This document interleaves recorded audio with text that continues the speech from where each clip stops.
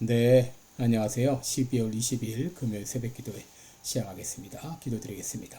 은혜로우신 우리 아버지의 은총을 감사를 드립니다. 주님의 은혜 가운데 2023년 한 해도 이렇게 은혜 가운데 지낼 수 있도록 도와주신 것을 감사를 드립니다. 하나님 아버지, 이제 며칠 남지 않은 금년 한 해 동안 해야 될 모든 일들을 잘 마무리하고 유종의 미를 거둘 수 있도록 은혜 베풀어 주시옵소서. 하나님 아버지 금년에 마땅히 해야 될 일들인데도 오늘까지 하지 못한 모든 죄와 허물을 주님이 용서하여 주옵시고, 2024년 새해에는 더 충성된 종으로 하나님 앞에 영광 돌리는 우리 모두가 되게 하여 주옵소서.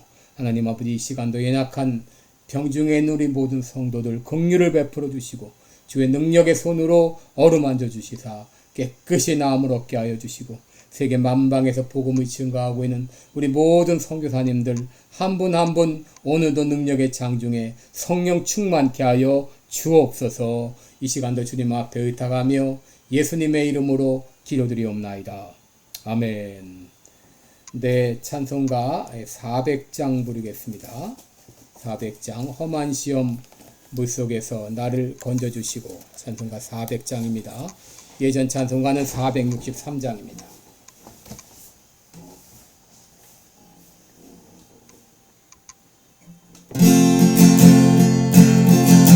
험한 시험 물속에서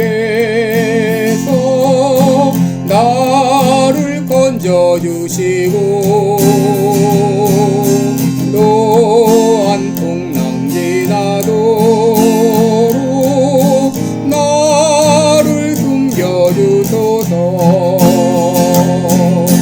주여 나를 돌아보사 품어주시고, 험한 풍파지 나도록 나를 숨겨주소서. 권세 능력 무한하사 모든 시험 이기고, 풍랑까지 다스리는 주님 앞에 비오니, 주여 나를 돌보시사 고이 품어주시고, 험한 풍파지 나도록 나를 숨겨주소서. 죄악 길에 빠진 이 몸 캄캄한데 헤매며 부르짖는 나의 원 부르소서. 내 주여, 주여 나를 돌보시사 고이 품어주시고, 험한 풍파 지나도록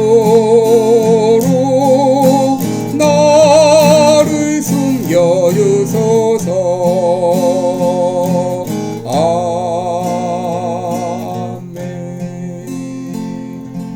아멘. 네, 우리 오늘은 여호수아 3장 14절부터 17절까지 봉독해 드립니다. 여호수아 3장 14절로 17절까지.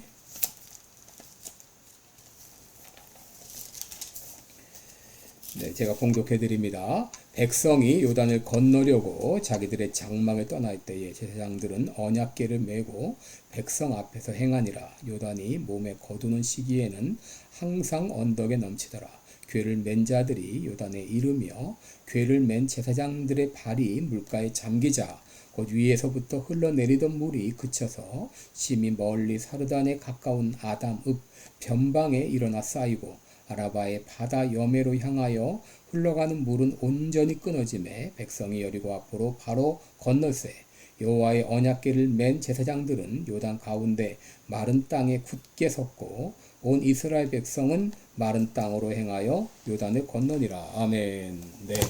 네, 우리 오늘은 언약궤를 맨 제사장 이런 제목으로 함께 말씀을 나누겠습니다. 여러분이 이스라엘이 요단강을 건널 때 한 가지 특이한 점이 있다면 그것은 언약궤를 맨 제사장들을 앞세웠다고 하는 것이죠. 오늘 본문을 보게 되면 언약궤를 맨 제사장이 강조되고 있음을 알 수 있습니다. 6절에도 여호수아가 또 제사장들에게 일러 가로되 언약궤를 메고 백성 앞서 건너라 하매 곧 언약궤를 메고 백성 앞서 나아가니라 라고 말했죠. 8절에도 너는 언약궤를 맨 제사장들에게 명하여 이르기를 너의 요단 물가에 이르거든 요단에 들어서라 하라. 13절에도 온 땅의 주 여호와의 궤를 맨 제사장들의 발바닥에 요단 물을 밟고 멈추면 요단 물 곧 위에서부터 흘러내리던 물이 끊어지고 쌓여 서리라. 14절에도 백성이 요단을 건너려고 자기들의 장막을 떠날 때에 제사장들은 언약궤를 메고 백성 앞에서 행하니라. 17절에도 여호와의 언약궤를 맨 제사장들은 요단 가운데 마른 땅에 굳게 섰고 온 이스라엘 백성은 마른 땅으로 행하여 요단을 건너니라. 여러분 여러 구절에서 이 언약궤를 맨 제사장이 강조되고 있음을 알 수 있습니다. 여러분 언약궤란 무엇입니까? 출애굽기 25장에 하나님께서 언약궤를 만들라고 했습니다. 그리고 그 안에 십계명이 새겨진 돌비와 만나 담은 항아리 그리고 아론의 쌍난 지팡이를 넣게 하셨습니다. 이 십계명의 돌비는 이스라엘과 언약을 맺으신 하나님의 약속을 의미하고 만나는 40년 동안 변함없이 이스라엘을 먹이신 하나님의 사랑을 의미하고 또 아론의 쌍난 지팡이는 기적적인 방법으로 하나님의 뜻을 이루시는 하나님의 능력을 의미합니다. 이 세 가지를 넣고 그것을 언약궤라라고 그렇게 명칭을 했던 것이죠. 바로 이것은 뭐냐면 하나님께서 이스라엘 백성과 언약을 맺으시고 그 언약의 층표로 이 언약궤를 만드신 것이죠.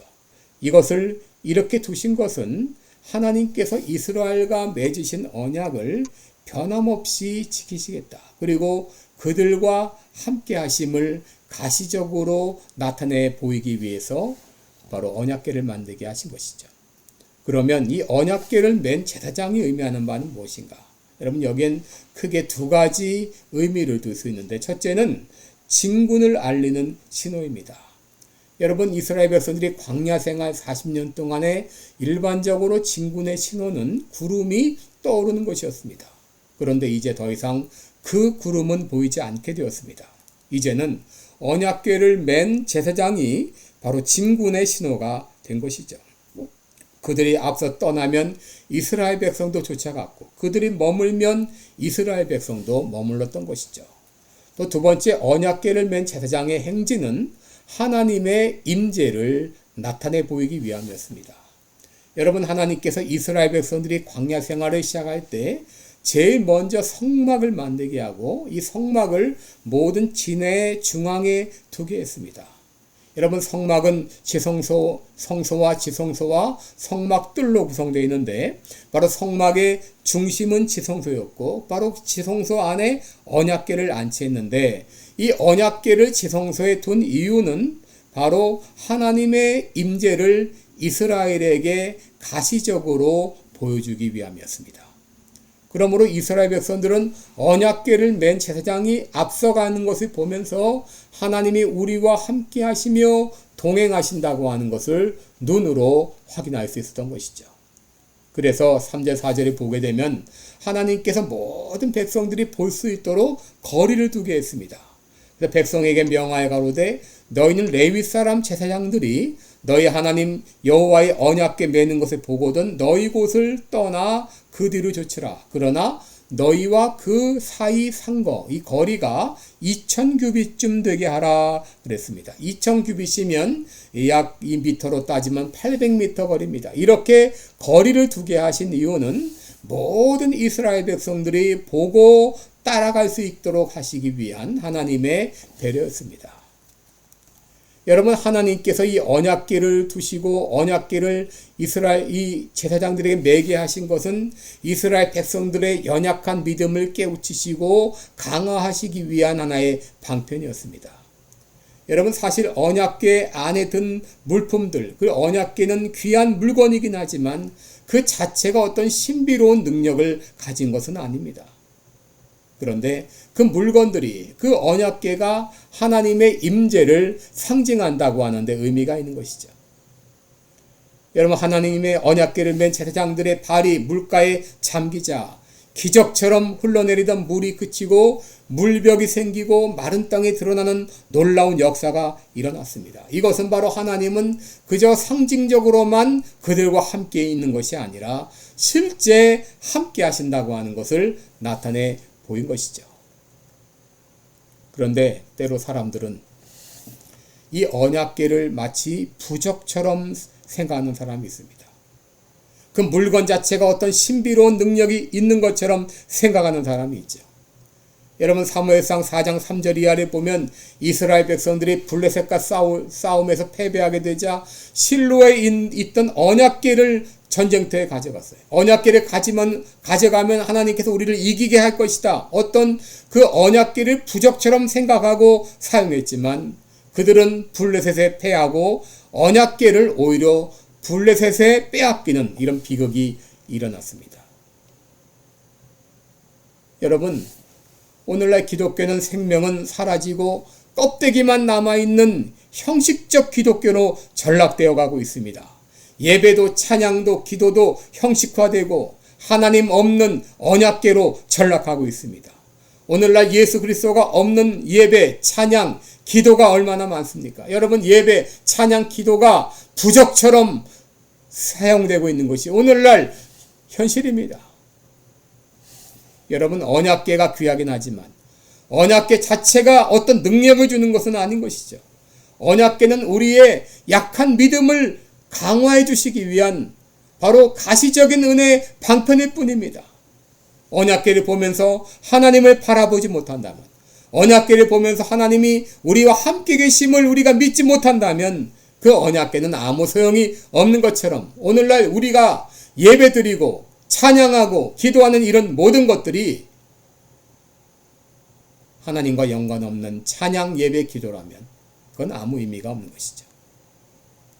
이스라엘 백성들은 언약궤를 바라보면서 언약궤 그 자체를 바라본 것이 아니라 언약궤를 통해 역사하시는 하나님의 은혜를 바라보고 하나님의 임재를 바라보면서 요단강을 건너갔던 것이죠.